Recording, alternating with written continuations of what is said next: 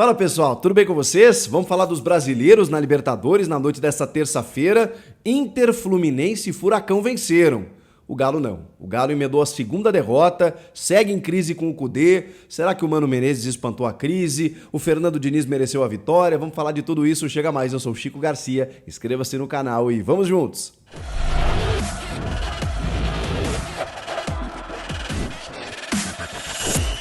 O Flusão estava de volta ao Maracanã depois de 15 anos na Libertadores, recebendo uma partida por lá, conseguiu uma vitória contra o The Strongest, que tira muitos pontos lá na Bolívia, na altitude de La Paz, mas fora de lá não costuma ameaçar. Eu até apostei numa goleada assim, acachapante do Fluminense, achei que ia aplicar um 4, 5-0 e não foi, foi 1-0 magrinho.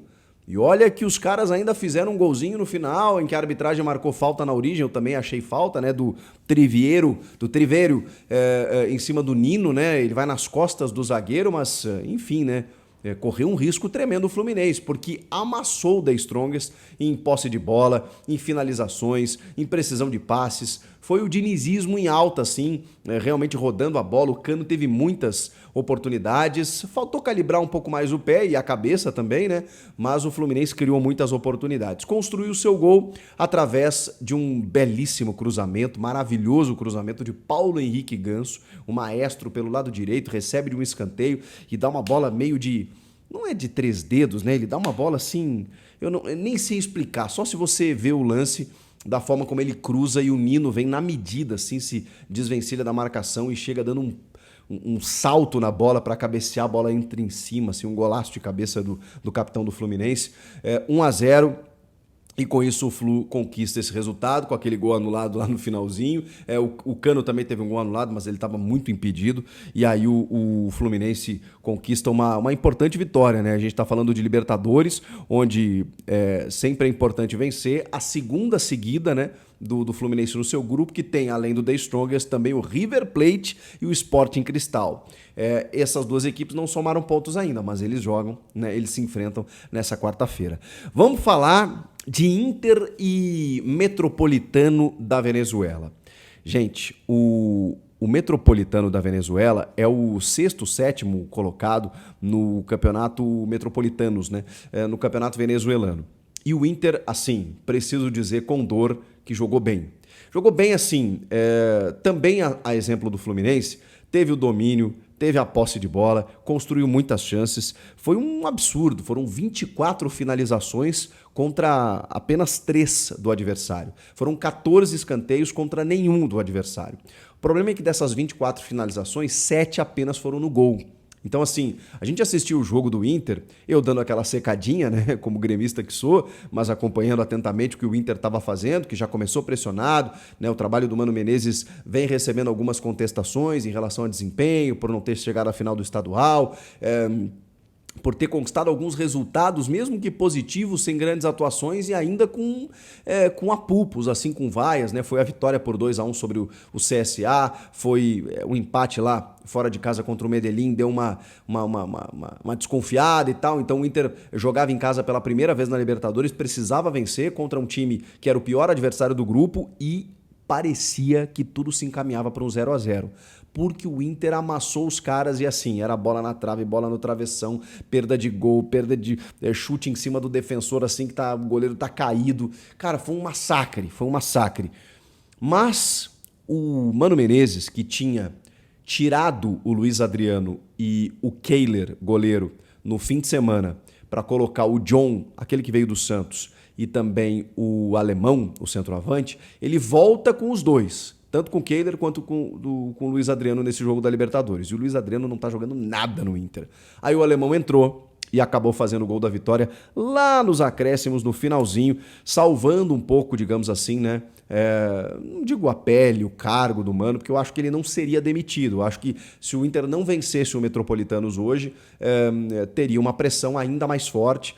É claro que tem a sequência da Libertadores, tem né, porque no grupo o Inter se complicaria bem, o empate se complicaria bem, porque ele empata fora, tudo bem, mas o empate em casa, só 2 pontos nos 2 primeiros jogos, dá uma pressão maior para você classificar. Vencendo em casa, empatando fora, deixa o Inter um pouco mais tranquilo. O Inter nesse grupo, além do Metropolitanos, que não somou ponto ainda, tem o Nacional do Uruguai e o Independiente de Medellín, né, da Colômbia, que foi o que o Inter empatou fora. O Nacional e o Medellín jogam nessa quarta-feira. Então o Nacional pode inclusive passar o Inter. O Inter hoje é o líder do grupo com 4 pontos, mas o Nacional pode conquistar 2 vitórias e passar o Inter. Então o Inter dá uma secadinha no Nacional aí para manter a liderança do grupo. E agora a gente fala do confronto brasileiro, do duelo brasileiro entre os Atléticos. Na Arena da Baixada, em Curitiba, o Furacão recebeu o Atlético Mineiro. E o Furacão, como é de praxe, muito forte jogando na sua arena, na sua casa, conseguiu uma vitória, abriu 2-0 no primeiro tempo, estava dominando realmente a partida. O Bento já tinha feito uma outra defesa, mas ele brilha mesmo na segunda etapa. Os 2-0 do primeiro tempo foram construídos primeiro pelo Vitor Roque, fenômeno esse moleque, né, de 18 anos, saiu a dribles da esquerda para a direita, deu um taquinho de sinuca, tirou de todo mundo, chutou cruzado para matar o Everson e abrir o placar. E depois o Davi Terans, num pênalti muito reclamado pelo Galo, mas um pênalti que, na minha opinião, acontece, né? Numa cobrança de escanteio que vem pelo lado direito, o Paulinho, embora a bola desvie, bata no seu corpo e tudo mais, esse braço dele está estendido, né? E a recomendação é marcar a penalidade quando isso acontece. É uma bola que está indo também em direção ao gol, mais próxima do gol. Então tem um ganho tático nesse caso, por isso que a arbitragem, o VAR recomendou a revisão e o árbitro acabou marcando a penalidade. E ali o Davi Terans faz o 2-0. Vem o segundo tempo, o Paulinho recebe uma bola maravilhosa do Hulk e toca na saída do gol do Bento. Mas o Bento fez muitas defesas. Fez, assim, milagres. O Johan também tem um gol anulado numa cobrança de falta, porque tem um jogador do Galo que está impedido.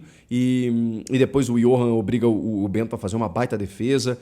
Enfim, o Bento jogou muito, foi eleito melhor em campo, garantiu esse resultado, porque o Galo cresce muito na segunda etapa. Exemplo do que aconteceu contra o Vasco no Brasileiro, né? Em que o Galo sai perdendo por 2-0 e faz um golzinho ali no final do primeiro tempo, e o segundo tempo todo é do Galo, mas não consegue resultar isso numa vitória. Isso está complicando, porque assim, o Eduardo Cudê, se a gente for olhar os últimos jogos, o Galo não está jogando mal, mas os resultados não estão acontecendo. E o cômputo disso, a consequência disso, é o segundo jogo com uma segunda derrota do Galo na Libertadores. E é claro que isso complica em termos de classificação, né? Porque aí a gente está falando do grupo G, em que o Atlético Paranaense é o líder com 4 pontos, o Libertad e o Aliança Lima, que vão jogar nessa quarta-feira, o Libertad tem 3, o Aliança tem 1, e o Galo não somou nenhum ponto ainda. Então vai ter que torcer por um empate aí entre essas duas equipes que jogam nessa quarta-feira, para não ficar tão distante assim e ainda ter chances de classificação. Realmente foi uma importante vitória do Furacão, comandado agora por Paulo Turra, né, e com Luiz Felipe Scolari como diretor esportivo. Importante a gente destacar também que teve uma expulsão do Mariano por um segundo amarelo, uma falta claríssima que ele faz, impedindo um contra-ataque da equipe do Atlético Paranaense. O Cudê reclamou muito do VAR, mas na minha avaliação não tem do que reclamar. O pênalti aconteceu, a expulsão foi merecida, o gol foi bem anulado, foram muitos incidentes realmente que impediram o Galo de ter uma melhor sorte no jogo, mas não que isso tenha sido marcado de forma equivocada. É que tem um pênalti na derrota para o Libertad em casa, que eles, né, os atleticanos entendem como lances parecidos, iguais. Eu acho que são lances diferentes, né? Acho que poderia ter sido marcado o pênalti lá também, mas eu acho que o braço está bem mais recolhido naquele momento do que esse do Paulinho agora, em que a penalidade foi marcada. Enfim, segunda derrota do Galo na Libertadores, o que complica a situação, ainda mais por tudo que a gente já ouviu nos últimos dias, né, do Cudê reclamando disso, daquilo, aquela coisa toda. Agora não, ele tá dando moral pro grupo, ele já deu uma recuada estratégica, ele já tá sendo bem mais polido, mais dócil nas entrevistas, e o time tem jogado bem. É que os resultados ainda não apareceram.